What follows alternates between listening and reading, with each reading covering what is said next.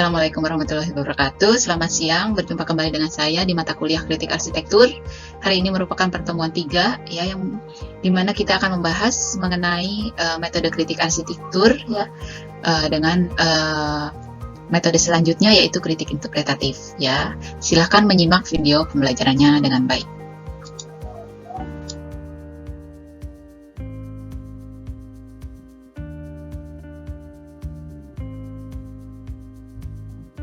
Ya, pada pertemuan ini kita akan membahas mengenai metode kritik arsitektur lebih lanjut, yaitu mengenai kritik interpretatif. Karakteristik dari kritik interpretatif berbeda dengan kritik normatif. Ya, di antaranya kritik interpretatif ini lebih bersifat personal. Jika di dalam kritik normatif kita dapat menemukan berbagai macam metode kritik seperti doktrin, kemudian penilaian, dan lain sebagainya. Namun di dalam kritik interpretatif lebih bersifat personal dan juga subjektif ya. Kemudian kritik interpretatif ini membentuk visi seseorang, di mana visi seseorang ini dibuat sedemikian sehingga visi ini diharapkan dapat tersampaikan menjadi visi yang satu frekuensi, dalam arti memiliki visi yang sama ya. Kemudian di dalam metode kritik interpretatif, ya, kritikus memberikan perspektif atau cara pandang yang baru terhadap suatu objek. Dan kemudian dari segi efektivitas, kritik interpretatif ini pada dasarnya tidak menghasilkan suatu bukti, tetapi lebih kepada sesuatu hal yang lebih menyenangkan dan lebih interpretatif, ya.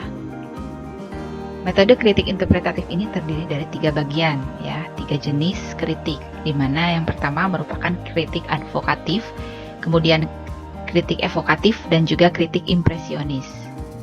Dalam kritik advokatif, kepentingan kritikus yaitu memberikan suatu apresiasi, ya, tidak memberikan suatu penilaian, ya, di mana penilaian terhadap suatu objek arsitektural cenderung bertujuan untuk meyakinkan kita tentang keputusan suatu penilaian. Dan juga kritik advokatif ini memperkenalkan berbagai metafora baru ya, sebagai cara pandang terhadap eksistensi bangunan-bangunan yang ada ya. Salah satu contoh dari produk kritik advokatif ini yaitu berupa tulisan dari Pierre Berton ya, yang berjudul A Feeling and Echo ya. Dalam tulisannya tersebut beliau menentang adanya kecenderungan publik untuk menilai suatu objek ya, di mana objek tersebut semisalnya adalah merupakan objek bangunan ya, di mana objek bangunan tersebut sebagai tumpukan batu dan mortar ya, yang pantas untuk dibongkar. Nah, Berton sendiri menekankan bahwa peran bangunan tersebut ya, memiliki suatu drama di dalam kehidupan, di mana peran bangunan tersebut sebagai tempat yang bisa memberikan kehangatan ya, dan juga suatu perjalanan hidup kemanusiaan ya. Kemudian Berton sendiri dalam tulisannya mengabaikan metafora bangunan sebagai shelter atau tempat bernaung ya. Dan dalam tulisannya sendiri Berton mengedepankan karakteristik bangunan sebagai suatu setting ya. Nah, kemudian bangunan sendiri tentunya harus memberikan nilai yang baru bagi suatu objek ya, di mana bangunan tersebut bersifat something like a home ya. Jadi seolah-olah lebih menekankan bahwa bangunan tersebut dirasakan sebagai suatu tempat tinggal. Contoh lain dari kritik advokatif ini diusung oleh Max Locke ya, yang membuat suatu karya yang berjudul Frozen Music ya, di mana beliau melalui suatu perbandingan ya, membandingkan antara partitur musik ya dengan tampak bangunan tertentu ya, yang menjelaskan sudut pandangnya. Seperti terlihat di sini bahwa beliau membandingkan ya suatu partitur di dalam musik ya dengan tampak bangunan ya. Salah satunya adalah Doge's Palace in Venice ya. Di mana kesimpulan dari tulisan Max Locke ini ya, bahwa menekankan pentingnya kiasan atau metafora interpretatif sebagai kunci dari kritik advokatif ya, yang terlihat dari perbandingan sejumlah kritik terhadap ruangan yang ada di dalam suatu bangunan. Beberapa contoh yang lain dari kritik advokatif ini Salah satunya adalah Gail Green ya, yang melihat sebuah dapur bukanlah merupakan suatu area servis dari suatu rumah ya, tapi dapur ini sebagai suatu zona yang memiliki daya tarik tersendiri ya. Nah, Gail sendiri melihat ruangan dalam konteks gaya hidup ya. Jadi setiap orang memiliki gaya hidup yang berbeda-beda, di mana konteks ruang pun dapat memperlihatkan karakteristik dari gaya hidup yang dipunyai oleh seseorang. Kemudian E.T. Hall sendiri melihat sebuah ruangan tradisional dalam wujud suatu kualitas khusus yang terkait dengan kegunaan ruang tersebut ya, yang disebut dengan keterpusatan. Nah, latar belakang E.T. Hall sendiri merupakan seorang antropolog ya, yang cenderung melihat eksistensi ruang dalam suatu perspektif budaya ya. Kemudian satu lagi yaitu Bertram melihat kecenderungan ruang sebagai suatu visual, yaitu gambar-gambar antropomorfik ya. Di mana Bertram sendiri merupakan seorang psikiater ya, yang melihat suatu konteks ruang secara visual antropomorfik ya. Nah, dapat disimpulkan bahwa kritik advokatif ini dipandang secara berbeda berdasarkan dari latar belakang sang pengamat ya. Le Corbusier menjelaskan berbagai perubahan ya, bahkan revolusi yang terjadi ya, yang tak terkontrol dari cara pandang arsitek dalam memahami arsitektur.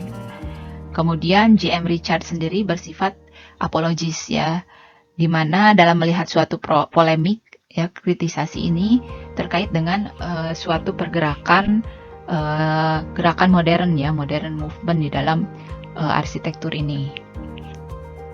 Pemahaman kritik advokatif sendiri ya diambil dari periodisasi sejarah ya, di mana sejarah ini memiliki spirit dan juga semangat yang unik ya.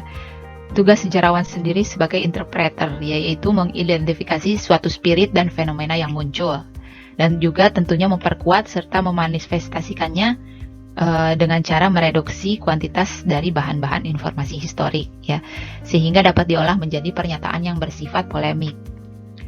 Kemudian eksistensi dari polemik sendiri ya, sebagai bentuk dari kritisasi advokatif ya, dibutuhkan adanya suatu distingsi ya untuk mengevaluasi seluruh kritisasi advokatif ya.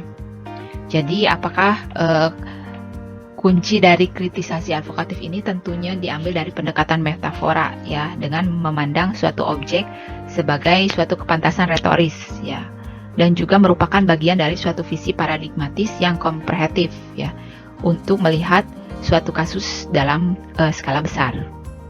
Selanjutnya adalah kritik evokatif, di mana dalam kritik evokatif ini seorang kritikus harus tahu persis perasaan apa yang dialaminya saat menghadapi suatu objek arsitektural ya. Dan tentunya seorang kritikus sendiri harus berusaha menggunakan cara apapun untuk menggugah bagaimana tumbuhnya suatu perasaan tersebut agar dapat diterima dengan sama ya, dapat dirasakan dengan sama pada kalangan pengamat lain atau yang membaca suatu ulasan kritisnya.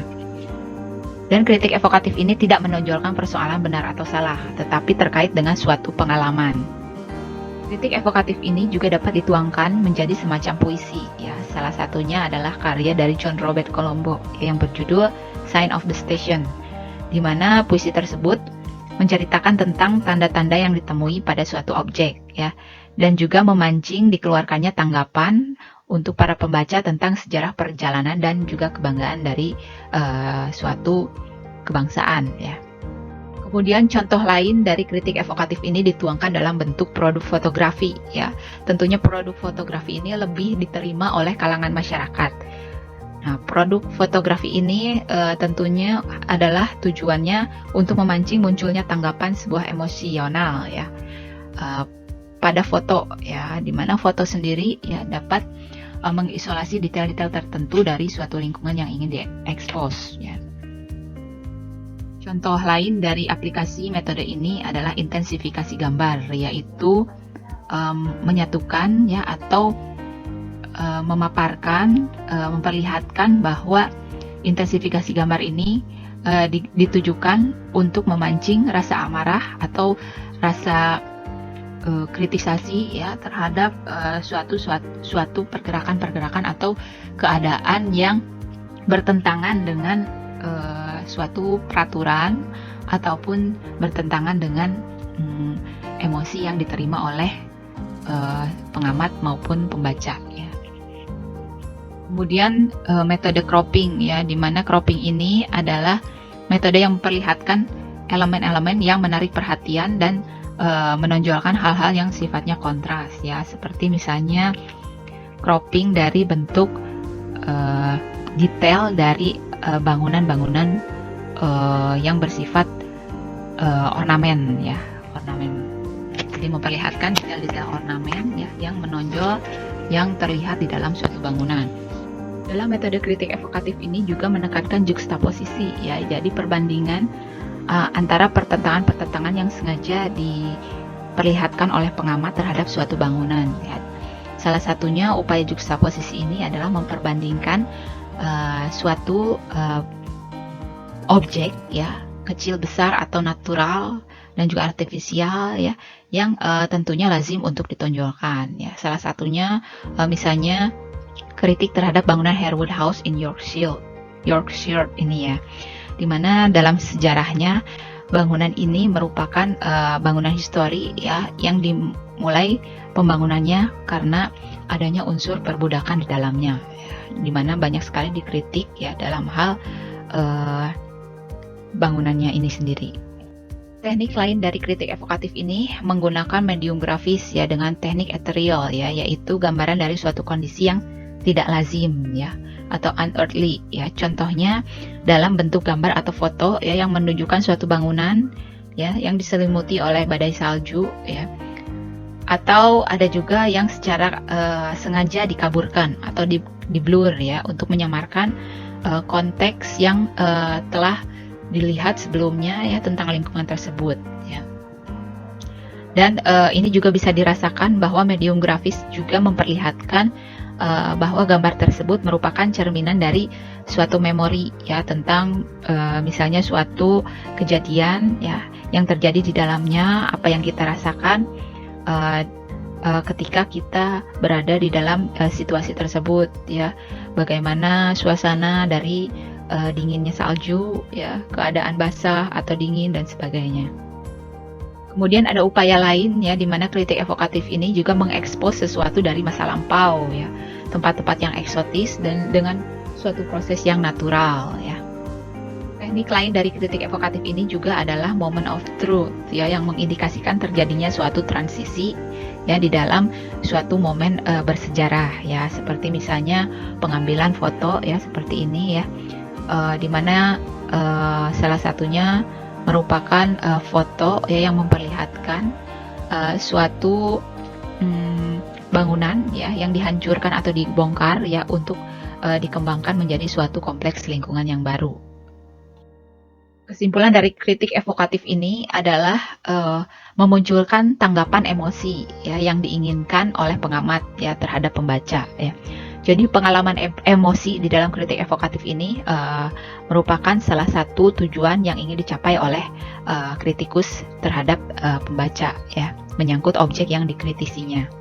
Nah, kemudian metode dari kritik evokatif ini lebih mengacu kepada gambar-gambar ya, agar bisa lebih mudah dipahami dan diterima oleh pembaca ya, sehingga dapat memancing munculnya suatu perasaan ya atau emosi ya yang tersimpan di dalam hati pengamat sendiri ya. Selanjutnya adalah kritik impresionis ya, di mana kritik impresionis ini cenderung membalikan hubungan yang konvensional. Dalam kritik impresionis ini lebih dituangkan untuk memanfaatkan suatu karya seni atau bangunan yang sudah ada ya, sebagai dasar dari penciptaan karya seninya sendiri ya. Karya seni dalam kritik impresionis ini diharapkan dapat membuka peluang kepada sang kritikus ya untuk mengungkap dimensi lain dari karya tersebut agar bisa lebih dieksplorasi. Seorang kritikus impresionis yang menggunakan eksistensi sebuah ruang sebagai titik pijaknya untuk mengembangkan suatu interpretasi personal tentang keberadaan suatu ruang tersebut ya, yang tentunya bisa saja benar-benar sangat subjektif dan tidak membutuhkan adanya penilaian berdasarkan standar apapun ya, termasuk penilaian interpretasi yang ada nilai gunanya atau tidak ya. Jadi kritik impresionis ini lebih kepada menekankan eksistensi sebuah ruang dan sangat subjektif. Contoh dari kritik impresionis ini adalah tulisan dari C.D. Lewis ya, yang menginterpretasi sebuah ruang dengan membuat suatu puisi Suatu ruang dikarakterisasikan sebagai suatu tempat di mana seseorang pergi atau menempatinya untuk menikmati kesendiriannya. Ya. Salah satunya adalah contoh dari puisi ini ya. Ada juga karya lain dari kritik impresionis, yaitu karya kaligrafi. Ya. Salah satunya oleh penyair Apollinaire ya, yang mencampurkan suatu kata dan siluet sebagai penafsiran tentang Menara Eiffel di Prancis. Ya. Teknik lain dari kritik impresionis ini adalah pengambilan gambar pemandangan garis skyline ya dari kota Chicago. Ya, ini pun dapat dijadikan salah satu teknik kritik impresionis. Teknik modifikasi dari suatu objek bangunan yang menjadi objek suatu kritisasi dalam kritik impresionis juga diterapkan di dalam pengkritikan suatu bangunan ya. Media kritik tidak hanya sebatas pada suatu komunikasi verbal ataupun manipulasi grafik ya, tapi juga mencakup suatu modifikasi ya. Di mana modifikasi bangunan ini merupakan salah satu metode ya yang memperlihatkan sebagai suatu solusi dalam pengembangan suatu bangunan ya, dimana semisal dalam hal ini adalah project retailing center ya yang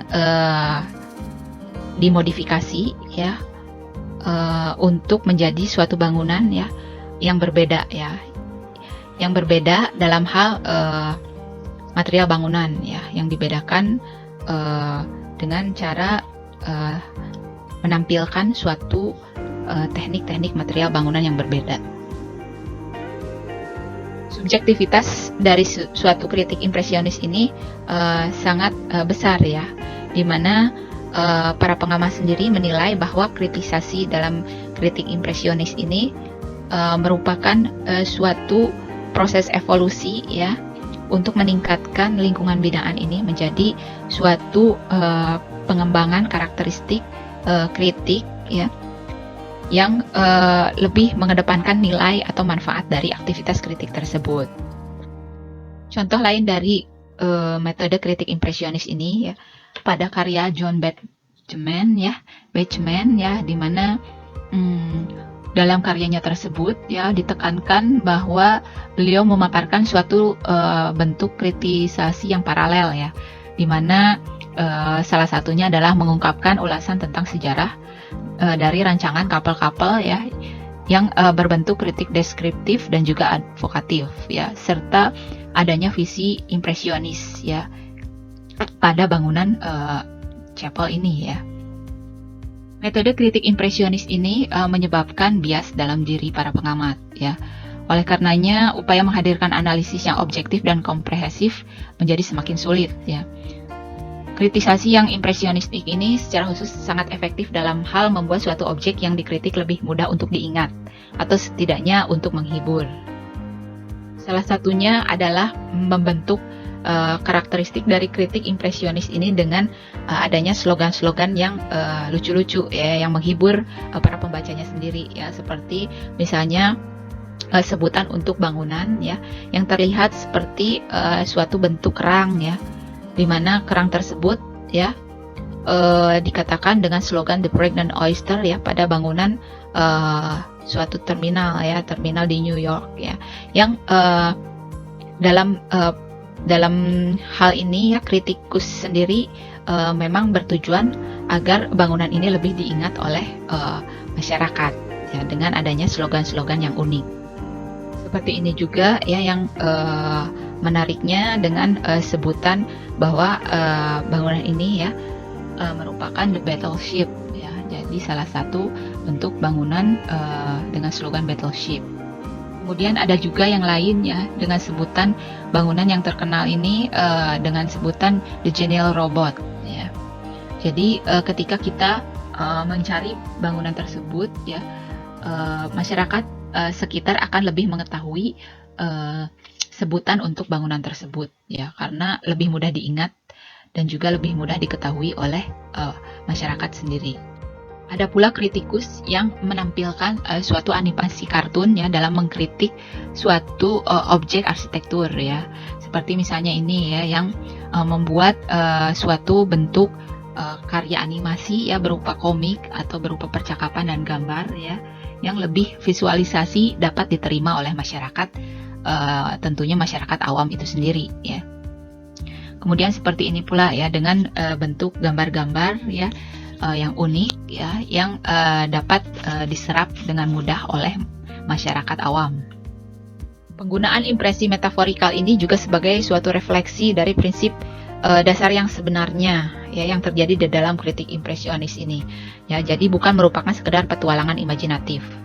Jadi dapat disimpulkan bahwa kritik impresionis ini lebih bergaya guyonan atau gag ya, kalau bahasa gaulnya itu ya, dimana gaya-gaya ini lebih dapat diterima oleh masyarakat ya, dan tidak mementingkan upaya peningkatan pemahaman kita terhadap suatu objek ya, di mana objek tersebut lebih mudah diterima dan juga gampang diingat atau memorable untuk masyarakat itu sendiri ya. Oke, sekian materi kuliah hari ini ya. Saya ucapkan terima kasih dan sampai jumpa minggu depan.